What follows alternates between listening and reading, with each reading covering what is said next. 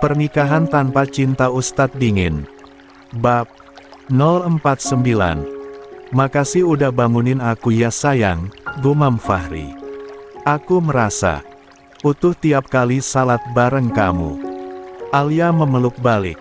Aku butuh salat itu, Mas.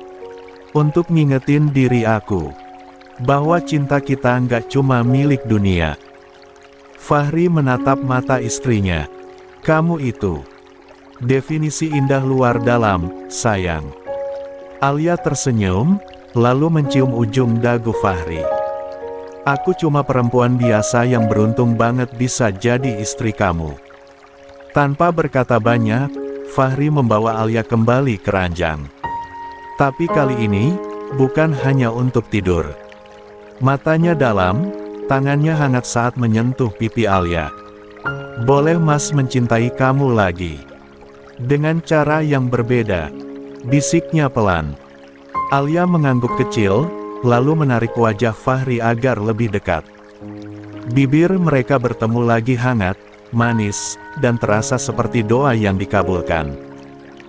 Selimut kembali membungkus tubuh mereka. Nafas berpacu pelan tapi pasti. Pelukan melebur, tangan menyatu, dan malam itu menjadi saksi bagaimana cinta mereka bukan hanya hidup di siang hari, tapi juga tumbuh subur dalam heningnya malam. Desahan halus, bisikan sayang, dan belayan lembut menjadi bagian dari ibadah yang tak terlihat. Fahri mencintai Alia seperti menghargai anugerah paling suci. Ia menyentuhnya bukan sekadar karena hasrat, tapi karena cinta dan amanah. Malam berakhir dalam pelukan yang tidak hanya hangat, tapi juga damai. Ketika keduanya tertidur kembali, senyum masih tersisa di wajah mereka. Dan di luar jendela, langit masih gelap. Tapi di dalam kamar itu, ada cahaya cinta yang tidak pernah padam.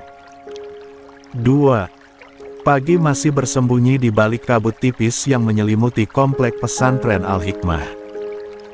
Daun-daun trembesi bergoyang pelan, mengirim embun ke tanah. Suara burung bersahutan lirih dari balik pagar pesantren, seolah ikut berzikir bersama waktu-waktu yang mulia. Di rumah dinas Pak Asmi, suasana tenang. Lampu teras menyala redup, dan aroma kayu manis dari dapur masih menggantung sejak semalam. Ryan membuka matanya lebih dulu. Jam di dinding menunjukkan pukul 4.30 pagi. Ia duduk di tepi ranjang, membenarkan sarungnya yang semalam dilipat rapi. Di sampingnya, Najwa masih tertidur. Wajahnya tenang. Lebih tenang dari yang biasa Ryan lihat dalam setahun terakhir. Tak ada lagi gurat kecewa. Tak ada kerutan beban. Ryan tersenyum tipis. Ia meraih tangan istrinya, lalu membelainya lembut. Najwa.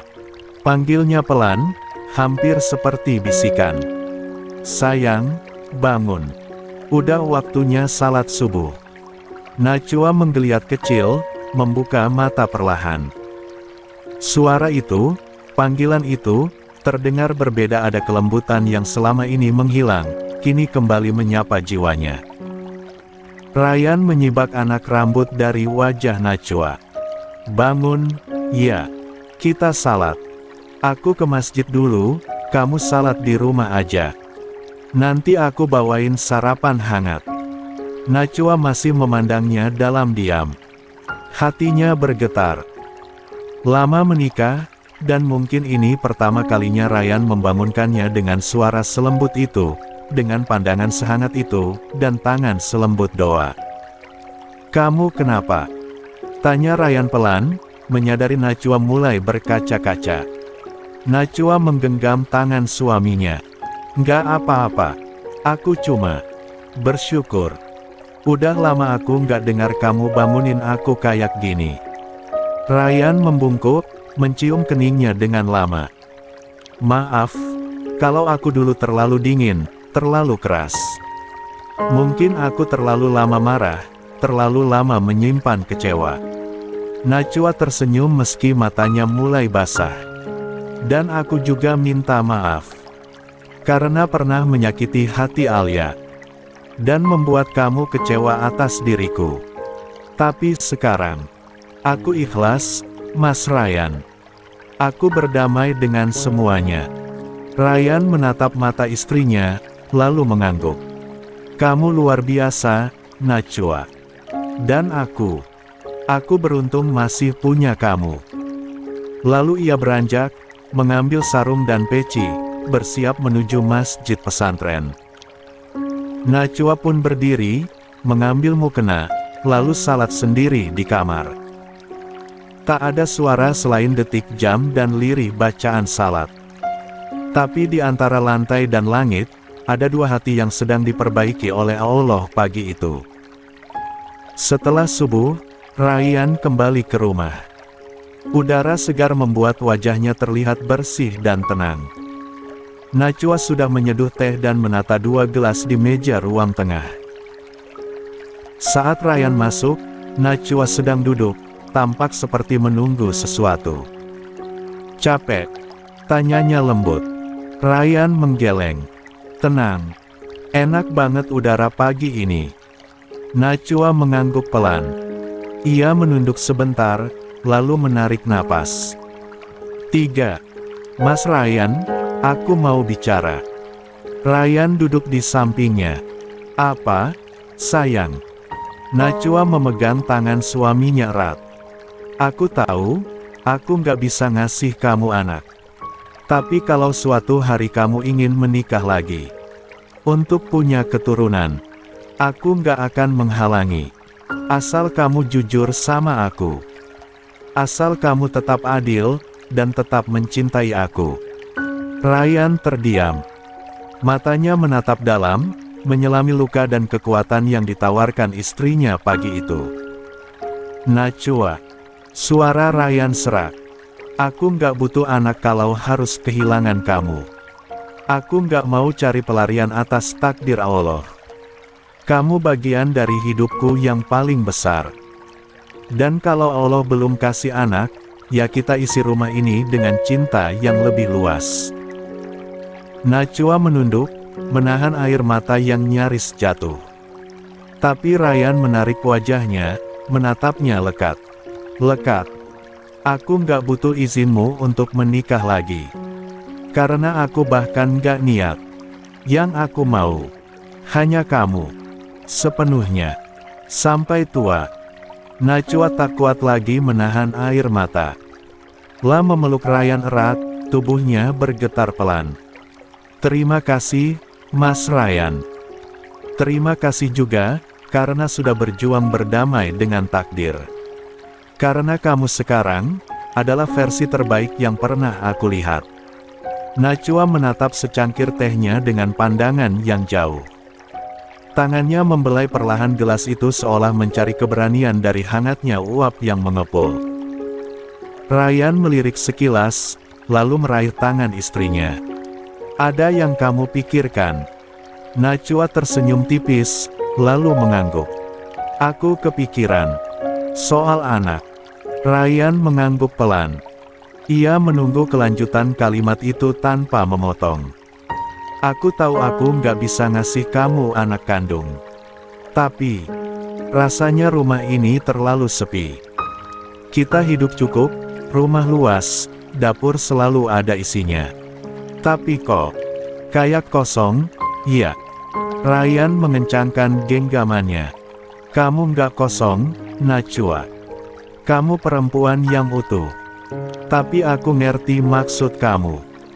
Najwa menoleh, matanya berkaca. Aku kepikiran untuk adopsi anak. Kalau nggak bayi, balita pun boleh. Siapa tahu ada anak yatim di luar sana yang bisa kita rawat, kita cintai. Dan dia bisa merasa punya rumah. Ryan mengangguk. Hatinya terasa hangat dengan niat tulus istrinya. Ia tahu Najwa tidak berbicara dalam emosi sesaat. Ini hasil dari proses panjang berdamai dengan takdir, dengan luka, dan dengan dirinya sendiri. Aku setuju, jawab Ryan pelan. Tapi ini keputusan besar. Nggak cuma kita yang harus siap. Kita juga harus ngobrol sama Abi, Umi. Juga sama ibu kamu. Najwa mengangguk pelan. Aku tahu. Aku siap, Mas. Diskusi dengan keluarga. Malam harinya, mereka duduk di ruang keluarga bersama Pak Asmi dan Bu Marwah. Suasana hangat, meski pembicaraan kali ini bukan perkara ringan. Ryan membuka suara setelah berbasa-basi sebentar. Abi, Umi, kami ingin bicara soal rencana ke depan. Pak Asmi menatap anak dan menantunya dengan penuh perhatian. Silakan, kami dengar. Najwa menunduk sebentar, lalu angkat bicara. Aku dan Mas Ryan ingin mengadopsi anak, Bi. Umi. 4. Kami sudah membicarakan ini dengan matang. Hening. Bu Marwah menatap Najwa dengan kening berkerut. Adopsi. Untuk apa? Bukankah sudah ada Isa? Kalau dia anak Ryan, berarti dia anak kamu juga kan? Najwa tersenyum pelan. Isa anak yang luar biasa. Tapi dia bukan anakku, Umi. Aku ingin merasakan jadi seorang ibu.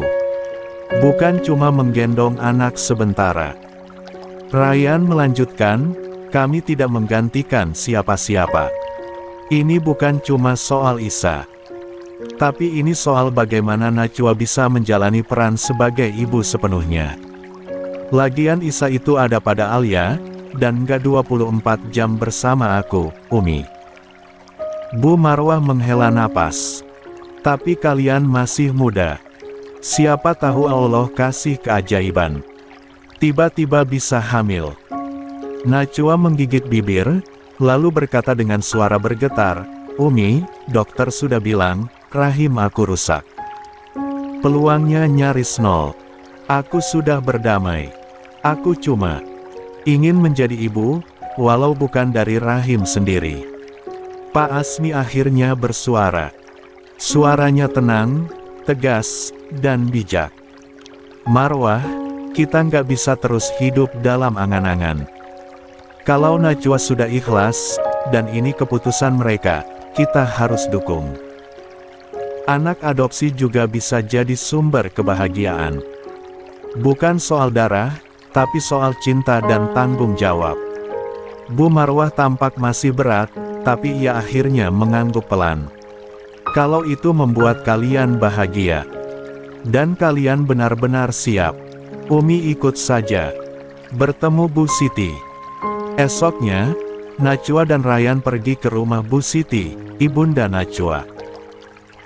Rumah kecil di pinggiran pesantren itu terasa lebih sempit dari biasanya, mungkin karena beban yang akan disampaikan.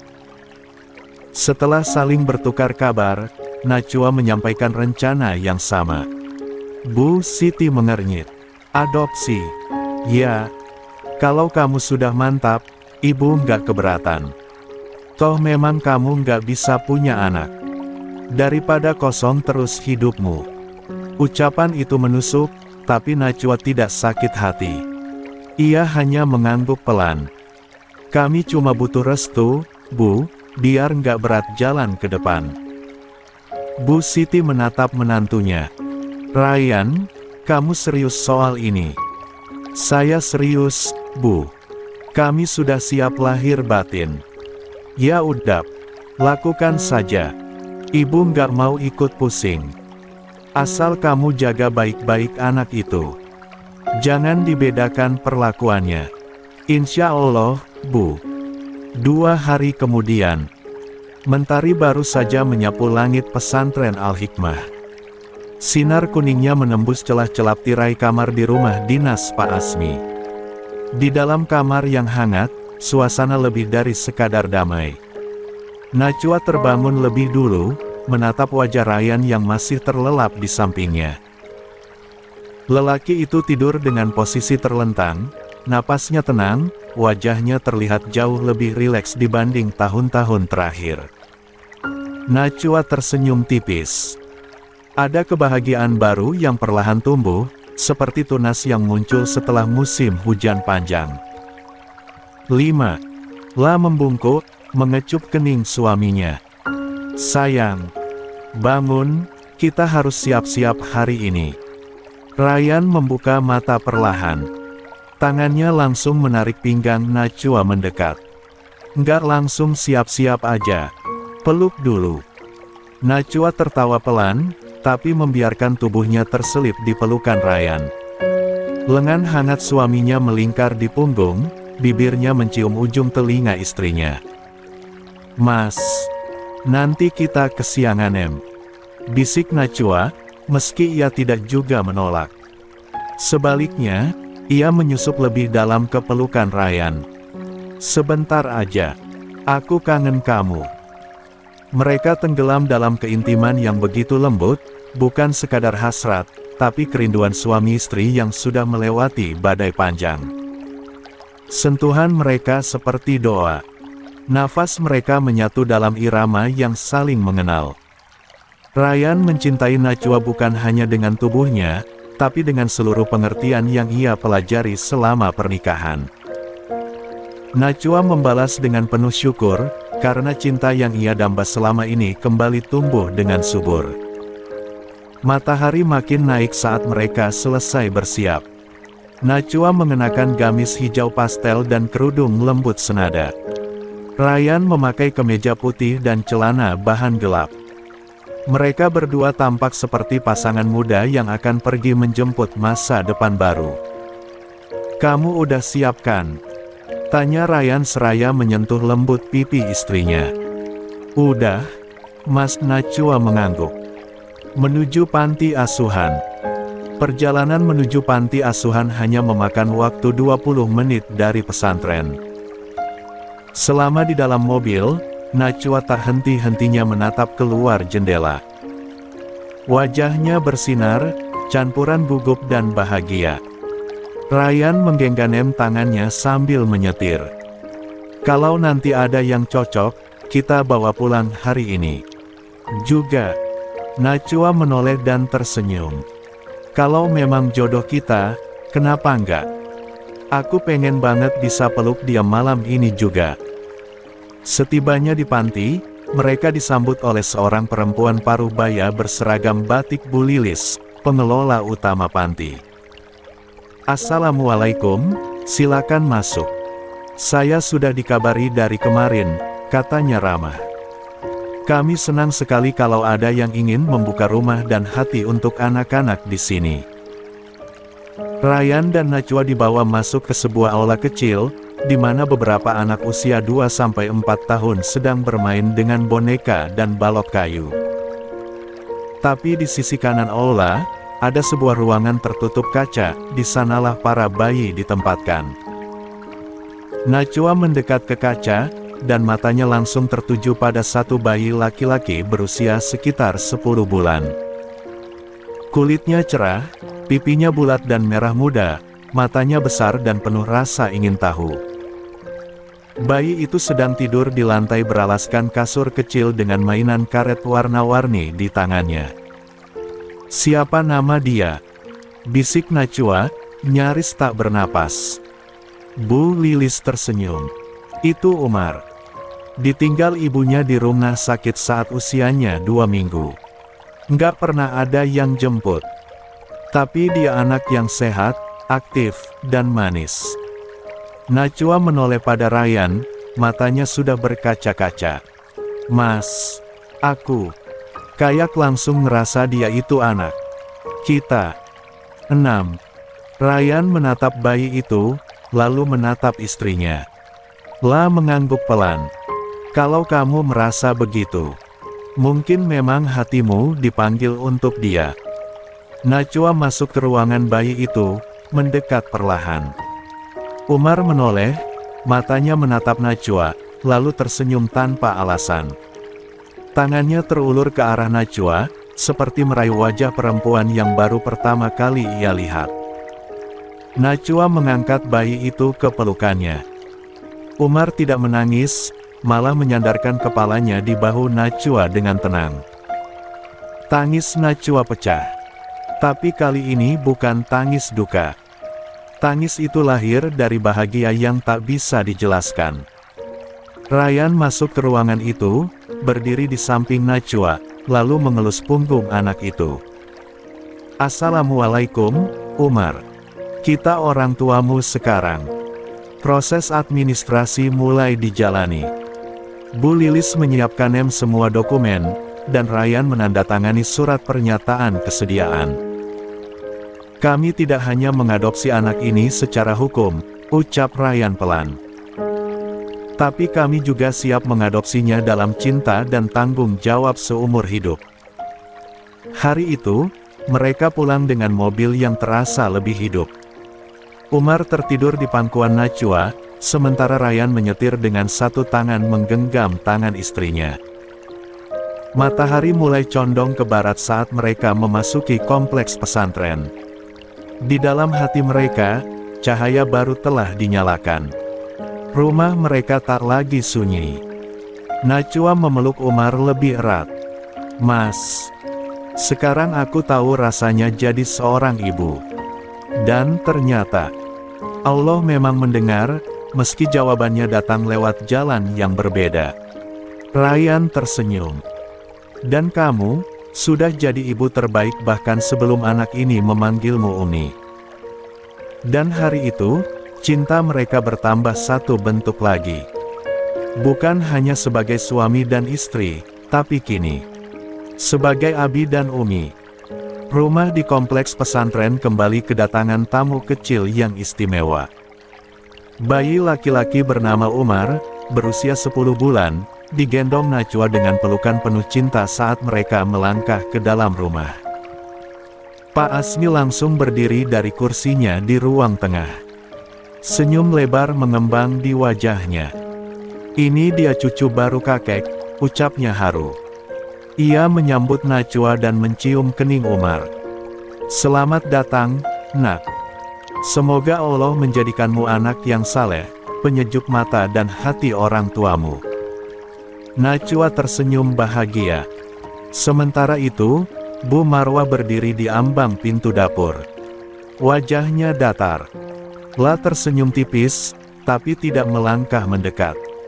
"Anaknya seumuran Isa, ya?" Komentarnya singkat. "Iya, Umi," jawab Ryan sopan. "Namanya Umar." Bu Marwah mengangguk pelan. Matanya tak lepas dari Umar, tapi tidak dengan kehangatan yang sama seperti saat ia menggendong Isa, cucu kandungnya dari Alia. Tatapannya sekilas, lalu ia berbalik masuk ke dapur. Najwa menerasakannya, tapi ia menahan diri. Tidak ada protes. Tidak ada pertanyaan. Ia tahu tidak semua hati bisa langsung menerima. Tapi ia sudah bulat.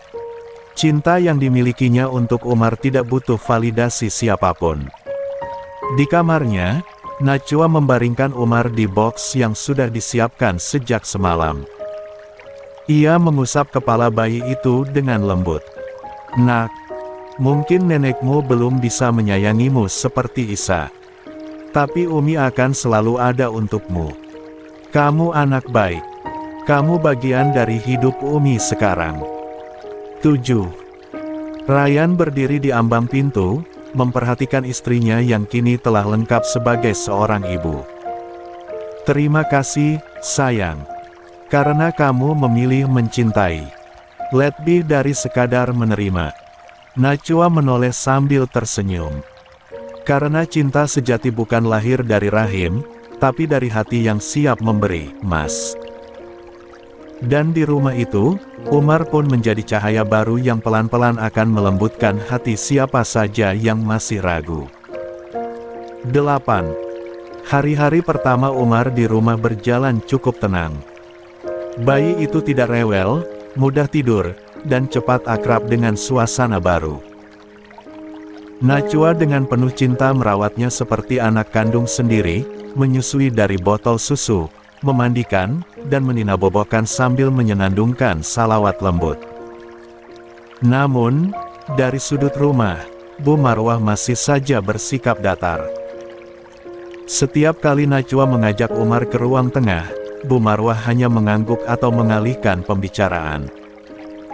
Najwa memang perasa, namun ia memilih menelan semua rasa sendiri. Cinta dan naluri keibuannya untuk Umar jauh lebih besar dari sekadar komentar dingin mertuanya. Ia hanya ingin Umar tumbuh penuh cinta. Pagi itu, saat suasana rumah masih tenang dan Pak Asmi sudah berangkat ke pesantren, Ryan akhirnya bicara empat mata dengan ibunya di halaman rumah. Bu Marwah sedang menyiram tanaman hiasnya seperti biasa. "Umi, aku mau bicara soal Umar." Bu Marwah menoleh cepat tapi tidak menjawab. "Sudah seminggu Umar tinggal bersama kita. Tapi Umi, bahkan belum sekalipun menyapanya seperti cucu sendiri. Apa sesulit itu menyayangi dia, Mi?" Bu Marwah meletakkan selang air dan menghela napas berat. "Ryan, kamu itu terlalu gampang terbawa perasaan. Itu bukan cucu Umi. Kamu harusnya lebih fokus ke Isa, anak kandungmu sendiri. Sudah kamu cukup nafkahin belum? Udah kamu kasih perhatian penuh belum? Ini malah sibuk senang-senang adopsi anak orang." Ryan terdiam, menatap ibunya dengan kecewa. "Jadi karena Umar bukan darah daging kita, dia nggak pantas disayang. Nggak pantas dipanggil cucu.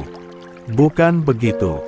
Tapi kamu jangan buta karena kemauan Najwa. Anak itu bukan tanggung jawabmu, tapi kamu ambil begitu saja. Nanti kalau Isa merasa tersingi, bagaimana?" "Astagfirullah, Umi." Ryan menahan amarah. "Umar itu tidak minta dilahirkan. Tapi Allah yang kirim dia ke pelukan kami. Kalau Umi tidak bisa menyayanginya sekarang, tidak apa-apa. Tapi tolong, jangan jadikan dia alasan untuk menyakiti perasaan orang-orang yang sedang berusaha mencintai tanpa syarat." Bu Marwah mengalihkan pandangan. Kali ini matanya sedikit bergetar. Tapi egonya masih tinggi untuk mengaku. Ryan tak menunggu jawaban. Ia berjalan kembali ke dalam rumah, ke arah Najwa yang tengah menidurkan Umar. Tatapan istrinya penuh tanya. "Umi masih belum bisa nerima?" tanya Najwa pelan. Ryan mengangguk. "Tapi kita akan tetap kuat. Karena Umar bukan masalah. Dia adalah anugerah." Najwa mengusap rambut bayi itu lembut. "Aku tidak akan pernah menyesal mencintai dia, Mas. Meski harus sendiri. Tapi sekarang aku tahu, aku tidak sendiri. Kamu selalu ada untuk aku." Ryan menarik tubuh istrinya ke dalam pelukannya, sementara Umar terlelap dalam damai di antara dua hati yang bersatu untuk mencintai tanpa pamrih. Pagi hari di pesantren Al-Hikmah menyambut dengan semilir angin dan suara langkah para santri menuju kelas. Alia tiba di halaman pesantren dengan senyum cerah. Hari ini, jadwal mengajarnya cukup padat, tapi entah mengapa hatinya terasa ringan. La baru saja melewati gerbang menuju gedung utama saat matanya tertuju pada sosok yang tengah berdiri di 9. Halaman rumah.